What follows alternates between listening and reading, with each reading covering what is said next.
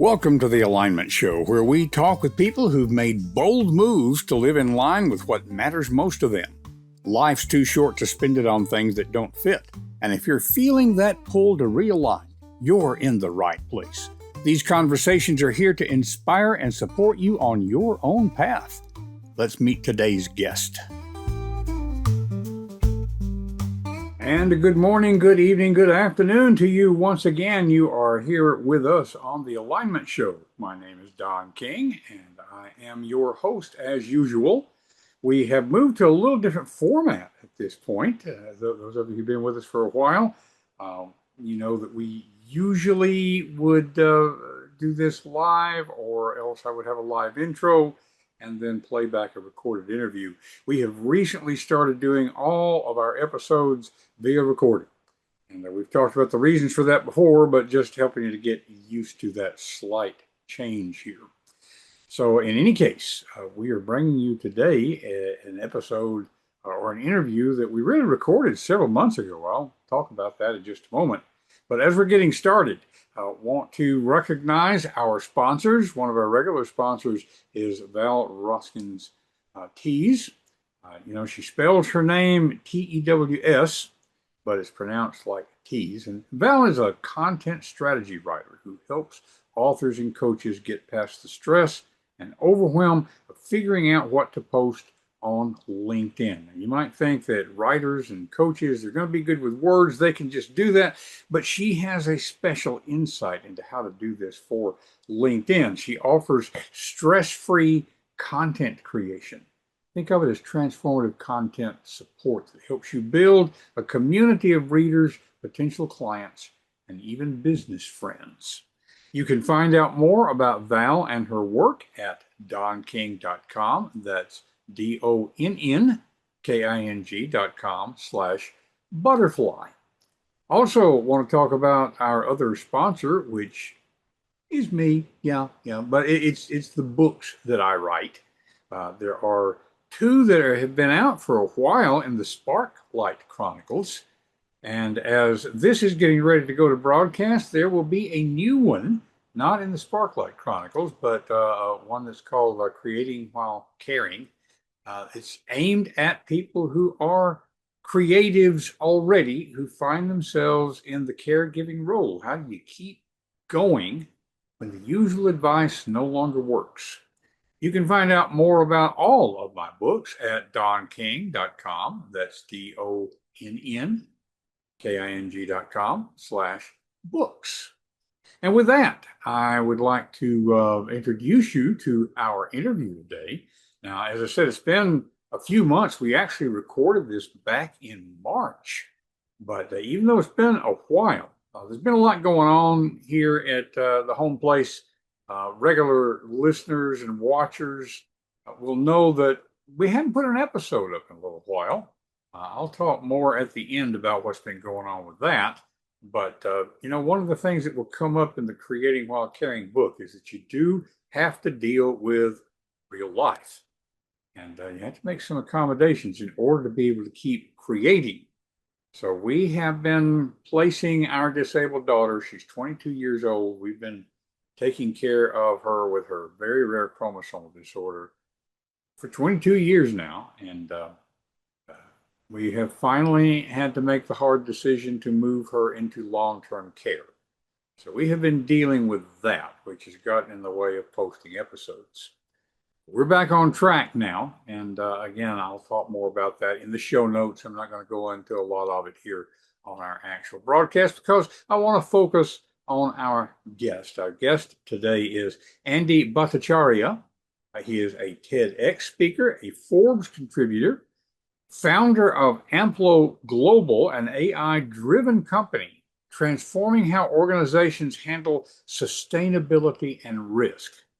With over 2 decades of experience in supply chain strategy and innovation, Andy brings a global perspective to building a connected green economy. Now, he's also the author of a new book on Industry 5.0 and the data economy. If all this sounds kind of, in your head kind of thing, he's going to share with us his own background, what brought him to this, what he's excited about the impact that he can make with this. So without digging into it any further, let's just get to the interview. Here is our conversation.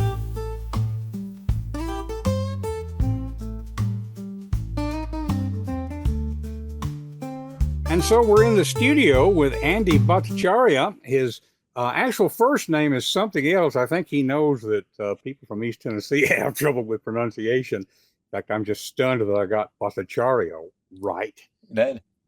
But we're getting to know each other here today, folks. And on the Alignment Show, of course, we're always digging into what is it that drives people, what keeps them going. And just in the little bit that I have learned about Andy, I'm really intrigued. Andy, first of all, thank you for being here on the Alignment Show. Thank you so much for having me. Absolutely. Our mutual friend Noemi brought us together. And when I started looking into your background, one of the things I personally find intriguing is you have written, there's 3 books out there that I know of. A couple of them are fiction. One is business oriented. In fact, I'm a little curious because of what I write. My writing falls in the realm of business parables, where we're using fiction to teach nonfiction principles. And although I haven't read your stuff yet, I'm curious as to whether even the fiction material is something you're using for teaching. Am I reading too much into that? So a great, thoughtful question. And here is why, right? Because for me, think about a dot. So that dot has 4 components. I call that dot as pay forward or give back. So I have a nonprofit, that's a give back. My teaching at Rutgers and a few other universities, locally and regionally and globally, is a give back, pay forward. So nonprofit teaching, my writing is pay forward movement, give back. And my way of thinking of being a purposeful leader is also a give back. I mentor a lot of people locally in the tri-state area. So if you really see the fiction books, they're actually stories around equity and vulnerability, very focused on women. I can share a couple of stories if time permits, but it's all about there is a vulnerability, there is struggle, and there is an overcome at the end. So yes, I mean, I do sometimes use those stories during my teaching sessions, and I bring the fiction, which is very much, I would say, souls that I've touched in the last 5, 10, 15, 20 years. There's a message of impact and value. Similarly, for a nonfiction book, it has to have an impact and value, right? So that's how it emerges. So yeah, sometimes I teach some of the fiction stories as well in the class. So yeah, it's a great question. Okay. Well, and it's always interesting to me, not only because I'm a writer, but I know there's not a lot of writers who can effectively do both fiction and nonfiction. And even those who can, for marketing purposes, a lot of times they'll focus on one or the other. So before we dig into that, as we said in the introduction, you are the founder of Amplify 4.0, a company specializing in digital platforms for ESG reporting and sustainable supply chain management. And the first thing I jotted down, because I'm not in a corporate or business kind of setting, I don't know what ESG reporting is. So, maybe let's go ahead and do that and then see how you got from there to here. Sure, absolutely. So I'll quickly answer the question, and then I'll explain with a larger, with a longer answer. So ESG reporting is nothing but compliance and regulations, right? It depends on region that you're working in, the countries you are in. Some countries are more regulated than the others. Sometimes it's mandated, sometimes it's not. That's the last mile, as I call it, from the CFO desk to the Wall Street, right? Gotcha. Environmental, social governance. But honestly, the business I run, or like where I focused my career in the last many years, is mainly in supply chain. So when I say supply chain, it's supply chain, manufacturing, engineering, all these areas that I've built my career.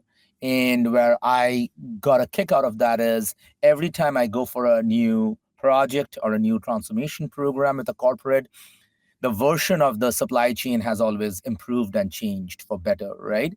So Mhm. now, 20 years back, supply chain was for very much business transformation, effectiveness, goods moving from left to right. Now, it's not only goods moving from left to right, it's about, is it sustainable? Is it really taking care of ethical values? Is it really keeping a brand up to the mark where all kinds of generations are loving the products, right? So there's a lot of thoughtfulness has come into supply chain now. It's no more in particular a B2B. It's Mhm. also, I would say, a B2B2C, which is business to consumer, right? So great shift in supply chain. Built my career in supply chain manufacturing engineering, backed up with data, which is definitely a sweet spot for me. How data could be used, monetized on the whole 9 years. Yeah, lately I'm very much focused in sustainable, I would say, supply chain and sustainable finance. Yeah. Okay. Okay. So now, we don't have a lot of time to dig into, which is not the nature of the podcast anyway, but one of the first things that comes to my mind without, how should we say, without getting into the politics, there's been a lot of changes, let's say in the last 5 years, and I mean, changes in, because you're having to deal with compliance, there's changes in regulation, there's changes in a political environment, there's changes in technology. Hmm. Uh, and I'm hearing, I think, the engineering background, but more and more, it seems like those unpredictable, people-y kind of things come into play with it. So, what would you say is the biggest challenge facing the people that you work with these days? That's a intrinsic and like a question that's built in anything that we do, right? I wake up in the morning, I'm talking to my mom and dad in India. Sometimes I am I'm seeing that I'm selling something to my people. Every time I'm doing something, I'm trying to convince, sell, convince, right? Hmm. From relationships to writing to an agent that I'm working for the books, corporate, everywhere, right?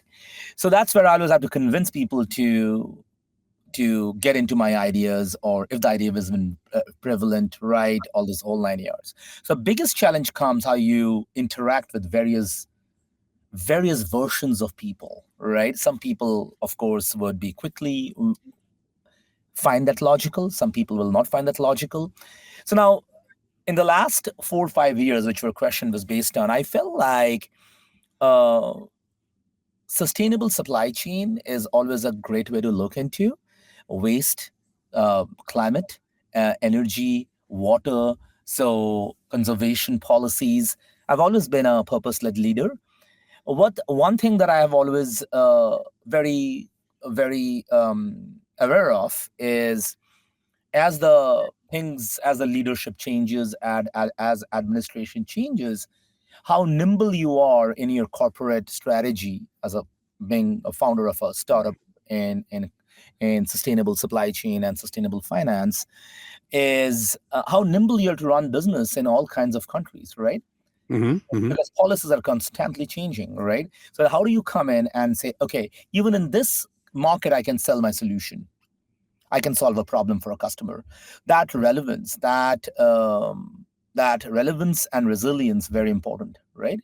So, for example, now, yeah, a lot of changes happening, right? We are seeing that right off the bat. But I'm also noticing that few fundamental things will never change. For example, nobody wants to create more waste than needed just because I don't have to do reporting anymore. Nobody wants to do more waste than needed, right? So, since I have a practice of reducing waste, I will keep reducing waste, which keeps my cost optimal or maybe lesser than yesterday. So I'm getting a profitability higher, higher, and higher because I manage the waste well. Would Hmm. I change because I have a new administration? Of course not. The change would be, hey, you don't have to report this waste management anymore. Well, Hmm.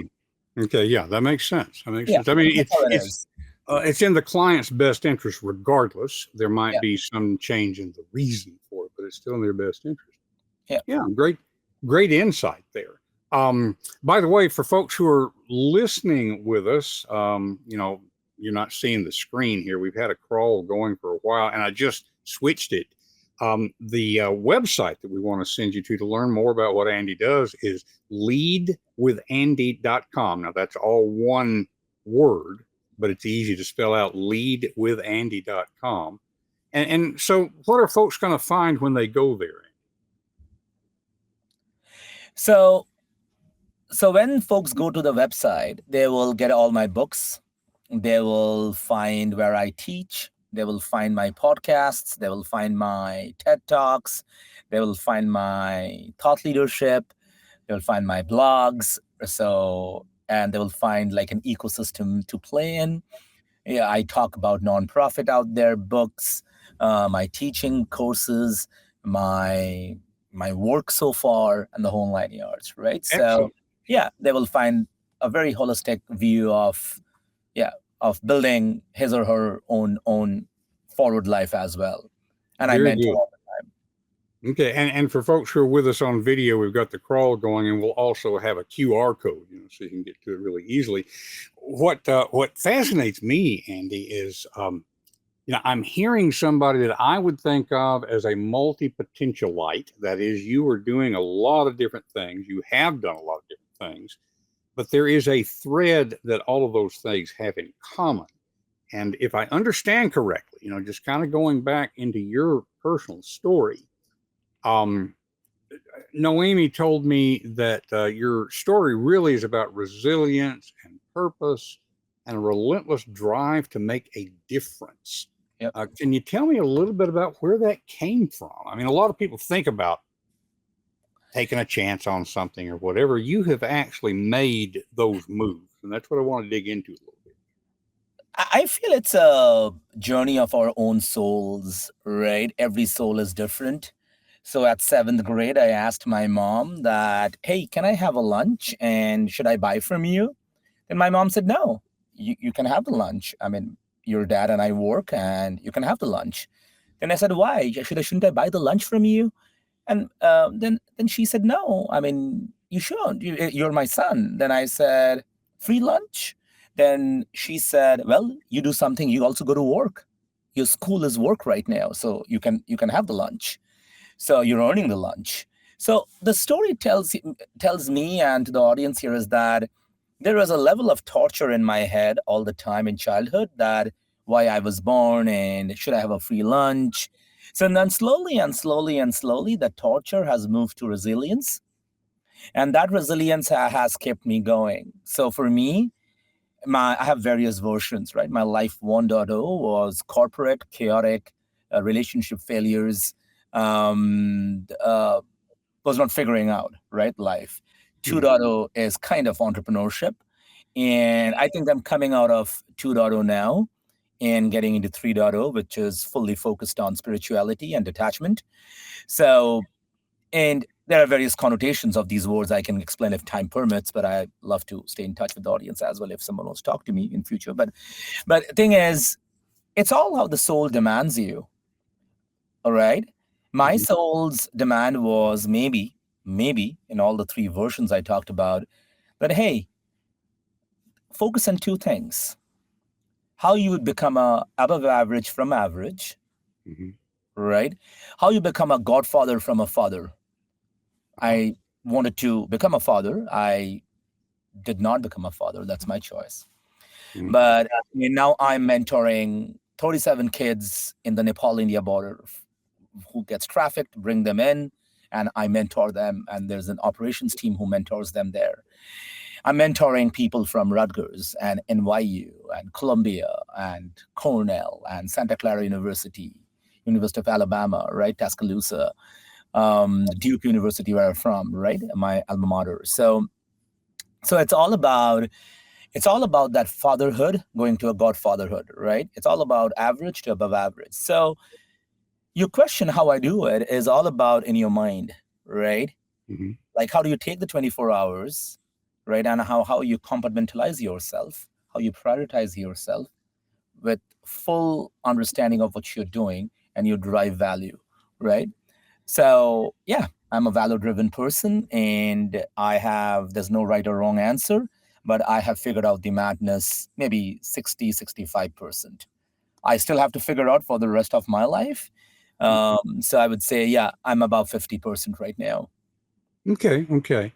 I just what it brings to mind right now, and there may or may not be a root here, but from what little I know about Indian culture, and I think that's your background. Yeah. I have heard, and I'm going to get the terminology wrong, so just correct me here, but the idea of phases of life, and I seem to remember there being like 4 of those phases. Does that sort of map onto what you're talking about with 2.0 and 3.0? It's a great question. So first of all, I'm irreligious. I don't believe in religion or God, right? So I'm Mm-hmm. atheist, right? So all my religion is love, right? Blurring the boundaries. Right. So it's all about. You're right. You're talking about what we call in the Far East called Hinduism or Buddhism, right? Where you have 7 lives, right? And we might say Dharma, just as a Yeah, broader term. yeah, Dalai Lama and the whole karma and all the soul valuation of the 7 souls and 7 lives, right? It's very, very common, right? Mm-hmm. So the thing that I'm talking about, I don't believe, sorry, I'll say this, I don't believe in those 7 lives. I believe in one life, Mm-hmm. this life. And within this life, I have versions, which means that I'm improving, taking a pause. I'm improving, taking a pause. I'm improving, taking a pause. That's what's Mm-hmm. 1.0, 2.0, 3.0.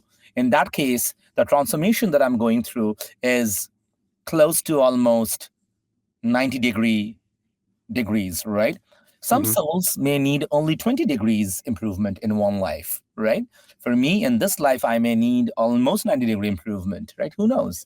That soul, body, and mind, that interaction is going on in everybody, you, me, whoever is listening Mm-hmm. constantly. Somebody is conscious about it and somebody is not conscious about it, right? Mm-hmm. Mm-hmm. So that's what I believe in. I believe in one life. I do not believe in any that of Right. Right. religion. Yeah. I have often said I know a little bit more about Buddhism than I do about Hinduism, and I have said that if Siddhartha had come in the 20th century, he would have founded a school of psychology rather than a religion. So that I bet. may be an overstatement, but we are looking at cultural context that can provide a map for effectiveness that has nothing to do with religion. So I was just curious about that. And as I look at your books, there was a book of fiction, and then there was a book that's clearly business, and then another book of fiction. Yep. And folks, we're going to have. I want to remind you for the show notes to always go to confidencecultivators.com. You can find links there. We're going to have links to Andy's books as well as to Andy's website. But that first book was The Ruins of Hope. Yep. It says it's a novella that explores themes of love and loss. And we're not looking for spoilers here, but an unforgettable ending. And then the next book is Industry 5.0 and Data Economy, Precursor to Embracing ESG and AI-led Transformation. That's a different kind of title. And then we come to In Pursuit of a New Dawn, a collection of short stories. You bet. So as someone who is a writer and speaker and teacher myself, I'm just really curious how all of these things blend together. You've answered that to a great degree, but just digging into the books a bit here. Yeah, so the first one is about a protagonist who lives in New York, falls in love with someone in the Nepal when he was saving her getting trafficked. The second book is purely interviewing leaders for really make data as a new oil or engine, right? And really pushing us for digital transformation. And the third one is about 8 short stories about 8 vulnerable women who overcame their all troubles and became a life's winner. I can give example of one of the 8 short stories. It's the last story on the 8 short stories. It's called Kintsugi. Kintsugi is a Japanese concept. When you have a broken vase, you tie it, you paint it. It's a metaphor of life, how you manage your scars of life and you manage your vulnerability. Here is a girl who gets raped. She gets called from the police station. She goes. Four men were standing. She identifies someone with a brain fog. She figures out in 2 weeks that the innocent man has gone to jail. He was not the rapist. Oh my. So her journey of the demon that she's a rape victim, also sending an innocent man to jail, how she can pull him out. Her journey is kintsugi, right? Mm-hmm. Out of the 8 short stories, this is one story. Like this, there are multiple stories where there's a fighter, there is a equity fighter for the equality in the society. So my books, if you really see, is all about a message of value or resilience and really figuring out simple topics in life, writing simple English, bringing those out. The fiction are definitely, you all will connect. The dry book, the business book, is basically still on data. It actually in some, so I use my more left brain on the book, and the 2 other fictions I use my right brain on the book, right? More thinking, less analytical, more imagination, whereas the fiction, nonfiction is more analytical, less imagination, right? So Mm-hmm. all this thing, I think I answered this before, is about value in thinking your inner core, making you think in the inner core from a conscious, subconscious, supraconscious mind, right? And how you Mm-hmm. become a better human being before you leave the universe. Wonderful, wonderful. And this is not primarily a show about writers or writing or whatever, but I always like to dig into just a little bit here. There's a different skill set in doing novel or novella length, in doing nonfiction, and in doing short stories. I mean, so I'm just curious as to how, from a skill set standpoint, how did you navigate those 3 very different approaches? I believe in no boundaries, Don. No Mm. boundaries. It's all one word. It's sometimes overrated. That is passion, right? Ah, okay, yeah. So I have a very chaotic brain and I bring out very calmness in the writing. But that chaos to non-chaos is my journey. Very insightful. Yeah. Okay. So this is the superpower in a way. I will take it on a Wednesday evening. Yeah, absolutely. Absolutely. Well, I know we're going to run out of time here before too long, Andy. So I want to be sure that I ask. I'm always talking to somebody who specializes in what they're doing. There's probably something you wish that I had asked, maybe a couple of things that you wish that I had asked that I have not. What would those questions be, and what would your answer to that be? How do you want to? So, Andy, you're doing a few things which you call movement in the beginning. What's your plan to leave back a legacy with the next generation and generations to come? I would love to answer that. Yes, please do. And I will give an answer that I thought of, right? It's about, so I would like to really focus on capacity building, like any university, school, impacting someone, like a 5th grader on thinking about water neutrality, quality of the water that she's drinking or he's drinking, right? Mhm. So from thoughts to a 5th grader to a master's, PhD, postdoc people, and affect them and say that, look, everything that we do, you have to, nobody will tell you to do this, but there should be something called continuity. When you are not here in the universe, you should leave back a legacy. Don't take Mhm. life for granted, and work with me on that. Yeah. Okay, excellent, excellent. Um, there may be something that I have forgotten. We're not 100% sure when this episode will broadcast, but I think we're going to try to get it in mid-April. And I believe you mentioned that there was something starting for you about that time. Do we want to get that out there? Yeah, absolutely. I'm trying to exit from the whole startup world. So actually, it would be great to. So I'm actually in a transition as I start my life 3.0. So I'm definitely would love to look forward for the next set of life 3.0 career mentorship, value, everything. Like so, it will be very interesting to. Uh, Look and hear back from the audience and really I would love to see that people asking that, hey, how do you write the book, can you help me to write this book, what your learning is, right? And also I will learn from them. It's kind of mutual, right? So yeah, so Mm-hmm. I'm exiting formally from my startup, and I think I will go back to corporate, that's pretty sure. Time is tough. It's a tough time that we're going through in the economy, but Yeah. I think that's what the milestone is, which I mentioned in the beginning. Okay, excellent, excellent. Well, this is the advantage of the website that we put back up on the screen here, folks, and we'll say it out loud again. leadwithandy.com. I'm betting that as you look at mapping that next stage, there'll probably be opportunities for interaction right there on that website. Maybe 100%. 100%. surveys or something like that. I mean, this is a great opportunity to discuss with the audience. So, folks, here on the Alignment Show, we're always talking about bringing your life into alignment with your values, so you can live your values and value your life. I've got a couple of folks that may be broadcast just before this one, Andy. It may be right after, but these are folks who are in transition right now. And I'll bet there are a lot of our audience members that are in that same area. So this is a great opportunity to build community around that. Thank you.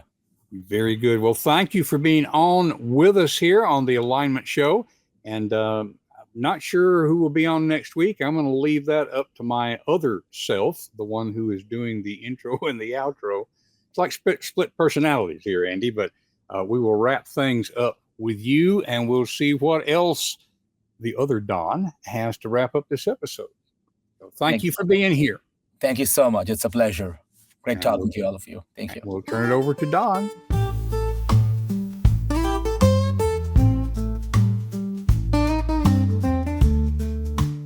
And so that conversation wraps up our episode for this time on the Alignment Show. We do have a new URL, if you didn't notice. As I said in the beginning, we recorded this one quite some time back. And so the most up-to-date way to find out show notes and all of that sort of thing is going to be at thealignmentshow.com. That'll take you to the right place. I want to, again, thank you for being here with us. I start to say this week, we haven't been weekly in a bit, but we're still, even though we're getting used to a new situation here at home, it's going to be a while before I'm back to weekly. But that's okay, because we have several lined up already. We've got recordings done. We will be bringing you material to help you to live your values and value your life. So remember, thealignmentshow.com, all of our material recorded and right there. If you would like to support the show, number of ways to do that. You can always subscribe at thealignmentshow.com. We would love for you to do that. There's a free subscription. You can upgrade for additional benefits. We would encourage you to share this with a friend. There are people that you know who could benefit from these kind of conversations. You can always go to buymeacoffee.com/Don King. That's Don with a double N. Buymeacoffee.com/Don King. I work with a limited number of people to help them bring their books into publication, and that has also been keeping me busy lately.